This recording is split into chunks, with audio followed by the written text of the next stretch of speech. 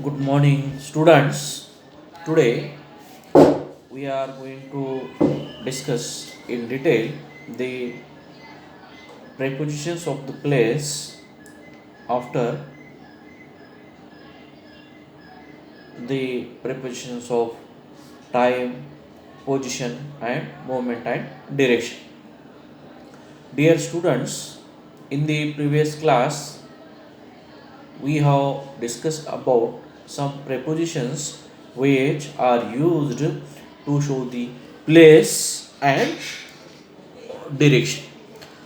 After such prepositions, we are again going to discuss today some prepositions which highlight the uses of its such.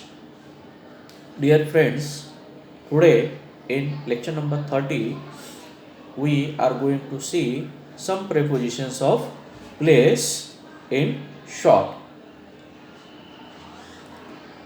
We have suppose one preposition like from.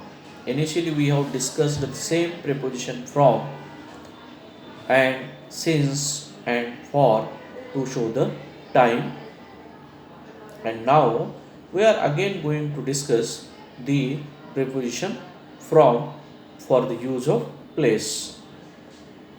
कारण की मी आधीच सांगितल्याप्रमाणे प्रत्येक preposition हा वेगवेगळ्या प्लेससाठी, टाईमसाठी, पोझिशनसाठी, डिरेक्शनसाठी वापरला जातो. म्हणजे एकच प्रेपोजिशन एकाच अर्थासाठी वापरल्या जात नाही, त्याचे कित्येक अर्थ असतात आणि परिस्थितीनुसार, अर्थानुसार आणि गरजेनुसार त्याचे अर्थ बदलत असतात.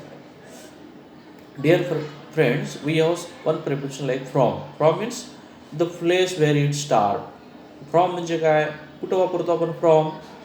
तुम्ही कुठून आला म्हणजे तुमचं प्लेस कुठून सुरू झाला.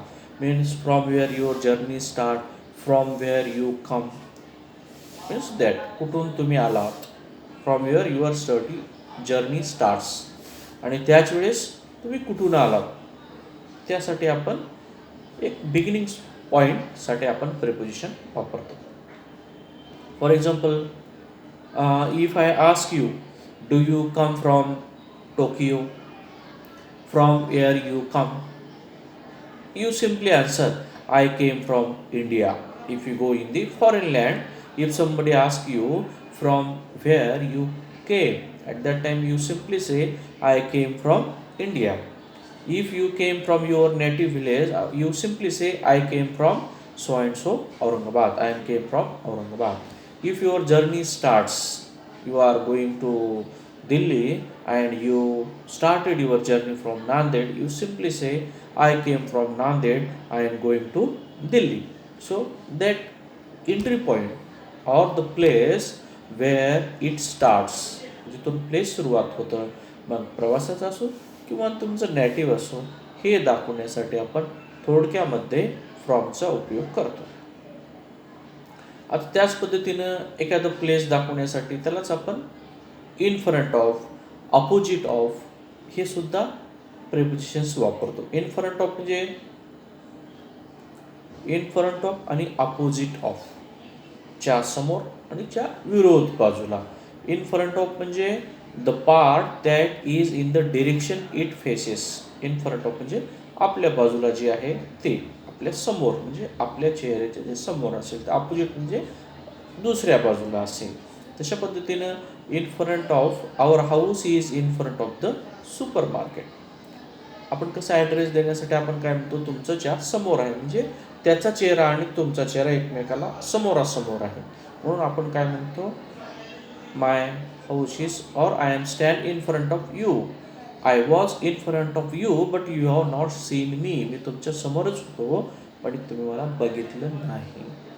माय house is in front of the Third Part Hotel. My house is in front of the railway station. So this way, in front of the preposition is we use or is used in the sentences. We have inside. Inside म्हणजे च्या आत. थोडक्यामध्ये कसं म्हणतो, please come inside the room. Inside म्हणजे opposite of outside. त्याच्या आता समज बाहेर आहात तुम्ही, त्याच्या आत म्हणजे अपोजिट ऑफ आउटसाइड म्हणजे तुम्ही जर बाहेर असाल तर मी काय म्हणेल, आत या. तुम्ही आत असेल तर मी काय म्हणेल, त्याच्या अपोजिट इनसाइडच्या आउटसाइड. Please come outside. रूममध्ये असाल तर बाहेरला आउटसाइड, बाहेर असाल तर आत जाण्यासाठी आपण इनसाइड वापरतो. अशा पद्धतीने इनसाइड आणि आउटसाइड हे प्रिपोजिशन्स एखाद्याचं प्लेस दाखवण्यासाठी वापरतो. तुम्ही कुठं आहात, आत आहे. प्लेस आणि पोझिशन हे मोस्टली सिमिलरच असतात, फक्त एक वेगळ्या पॅटर्न आपण ते बघत आहोत. इनसाइड असेल, इन असेल, we sleep in the car, in the house, we live in the house, we live in the cottage, आम्ही झोपडीत राहतो. We live or sometimes we sleep in the car, in the hall, I am in the theater मध्ये, in the car मध्ये. अशा पद्धतीनं in the car, in the theatre, in the hall, अशा पद्धतीने preposition in हे आतली position दाखवण्यासाठी वापरतो आपण. इन असो त्याच्या थोडा सिमिलर आहे, इनसाइड आतल्या बाजूला आहे. इंटू सुद्धा एंटरिंग म्हणजे I am going into the class. Into च्या आत म्हणण्यासाठी, जाण्यासाठी आपण डिरेक्शन किंवा मुवमेंटसाठी वापरतो तो. I am going into the class. I am into the class म्हणत नाही आपण, I am in the class म्हणतो. I am inside the class म्हणतो. आणि इंटू टू आणि इंटू म्हणजे I am going to the college. जसं म्हणाल तशा पद्धतीने आपण काय म्हणतो, एखाद्या आत जाण्यासाठी वापरण्यासाठी आपण काय म्हणतो, I am going to the classroom म्हणत नाही आपण, काय म्हणतो I am going into the classroom. हा इंटू एक प्रेपोजिशन आपण एंटरिंग म्हणजे च्या आत आपण जर जात आहोत त्याच्यासाठी आपण इंटू वापरतो. म्हणजे इन आणि इन आत असणे, इनसाइडच्या आत असणे, आणि इंटू म्हणजे च्या आत जाणे. I am going into the theatre, into the classroom, into the hotel, into the railway coach. अशा पद्धतीने इंटू हे प्रिपोजिशन आपण वापरत असतो. तशाच पद्धतीने तुम्हाला दुसरं प्रिपोजिशन आहे नियर. नियर म्हणजे क्लोज. नियर, बिसाईडच्या बाजूला, नियर हे असे काही प्रिपोजिशन्स हे प्लेस दाखवण्यासाठी किंवा पोझिशन दाखवण्यासाठी वापरतो. फॉर एक्झाम्पल नियर म्हणजे very close to someone, very close to something, very close to the object that we are going to discuss. So in this, near we simply say our house is very much near to the bus stand. Our house is very much near to the central bus stand, airport.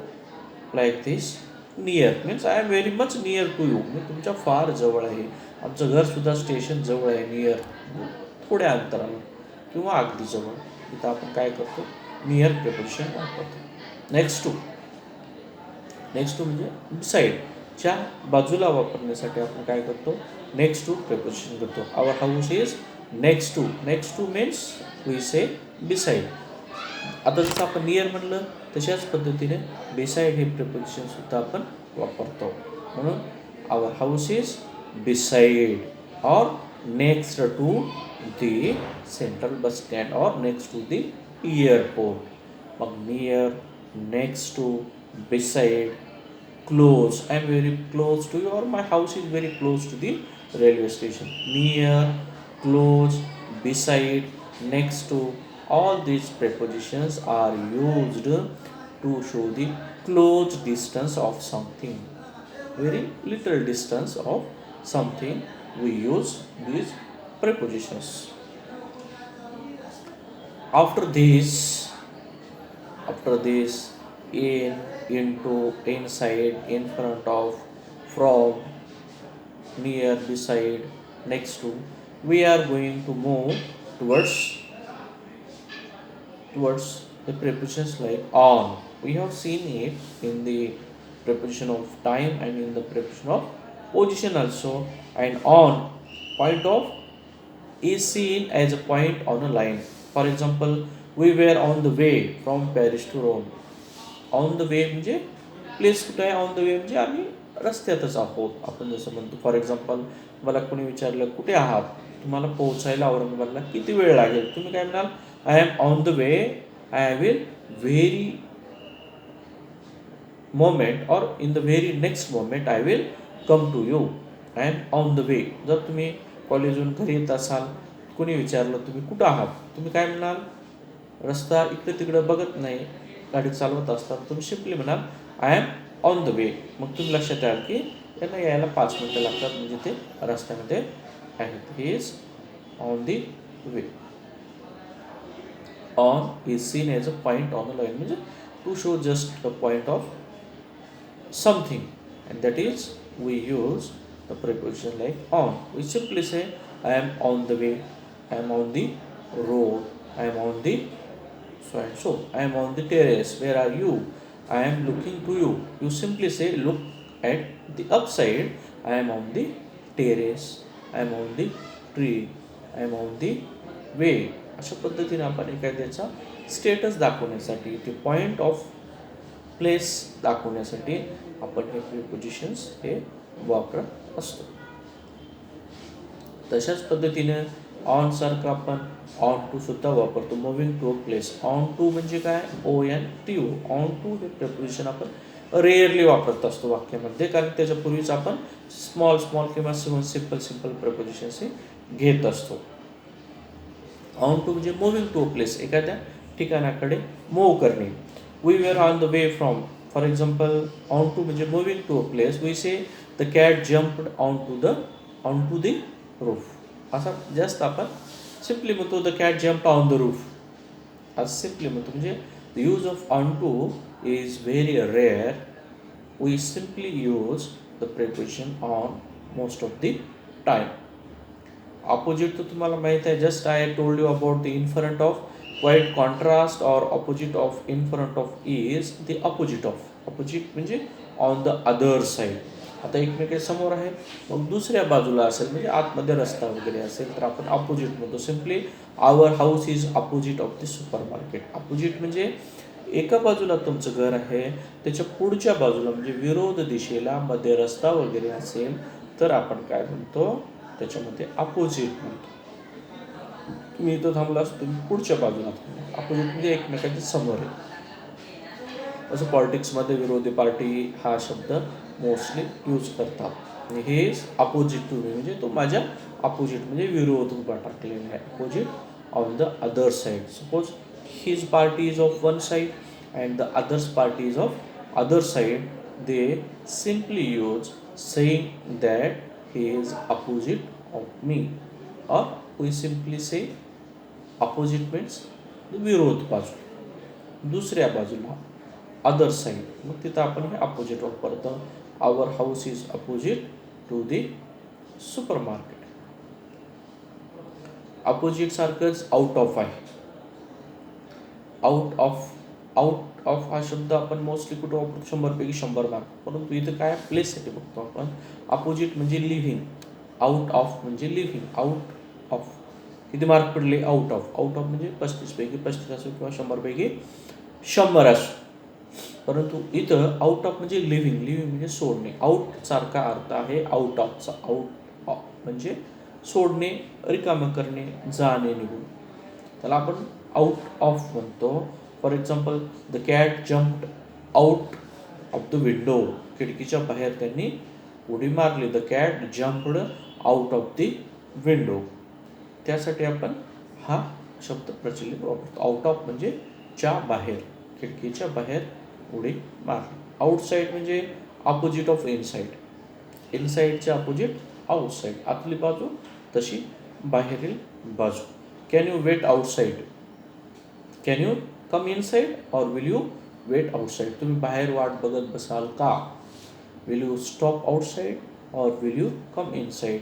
Which is convenient for you. आत बस will you means do you want to seat inside or do you want to stand outside? आत येणं चांगलं वाटेल का बाहेर थांबणं चांगलं वाटेल? ह्यासाठी आपण आउटसाईड आणि इनसाईड ह्या प्रिपोजिशनचा वापर करत असतो. आता ओव्हर आहे, अबोव आहे, बघितलंच आपण.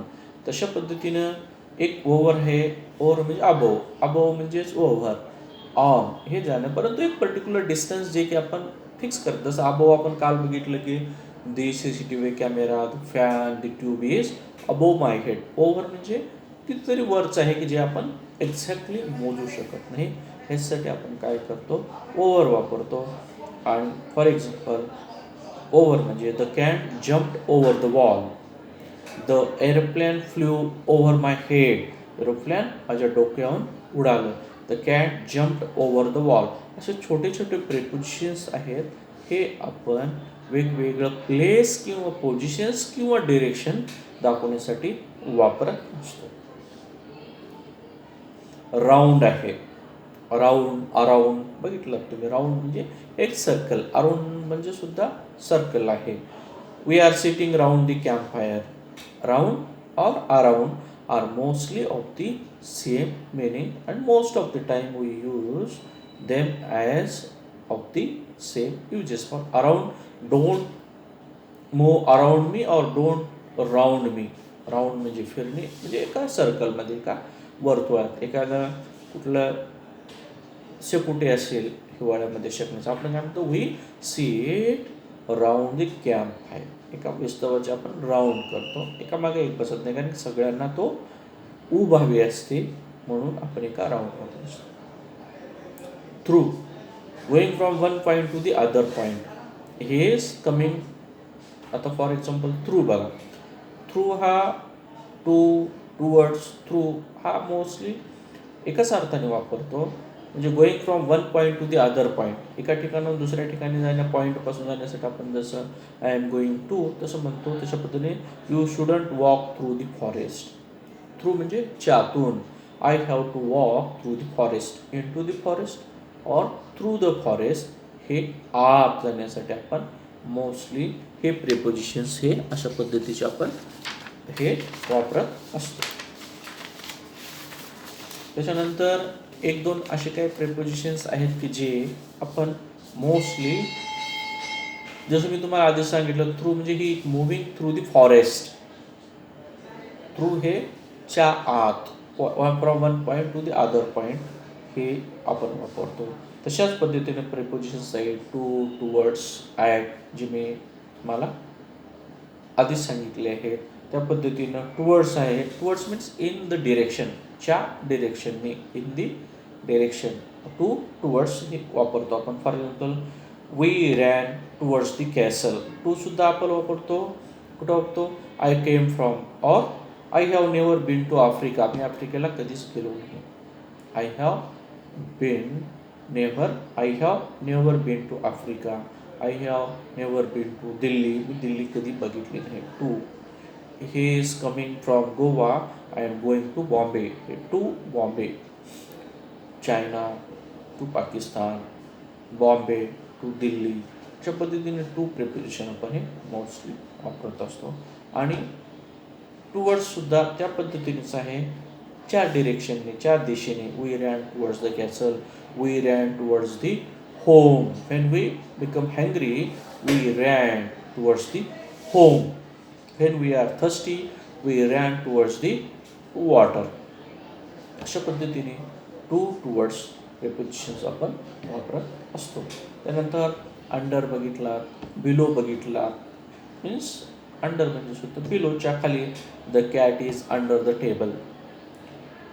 ओव्हर, जसं आपण अबोव म्हणतो वरच्या बाजूला, तसं खालच्या बाजूला सुद्धा एका विशिष्ट अंतरावर वापरायचं असेल तर आपण काय करतो, the cat is under the table. The dustbin is under the table. अशा पद्धतीनं आपण हे प्रेपोजिशन्स मोस्टली वापरत असतो. तसंच मी तुम्हाला सांगितले की अप आहे, डाऊन आहे. आधी अपसुद्धा कशासाठी, from low to high position दाखवण्यासाठी आपण अप वापरतो. He went up the hill. He went up the hill म्हणजे तो टेकड्यावर गेला. सो अशा पद्धतीने we have so many prepositions which we use to show the place, to show the direction and position. Place and position are the similar word we have just discussed earlier, but again I am repeating along with examples in a very different manner. So with this little information about the prepositions, dear friends, I stop here. In the coming lecture we will discuss another type of prepositions. With this, I stop here. Thank you very much.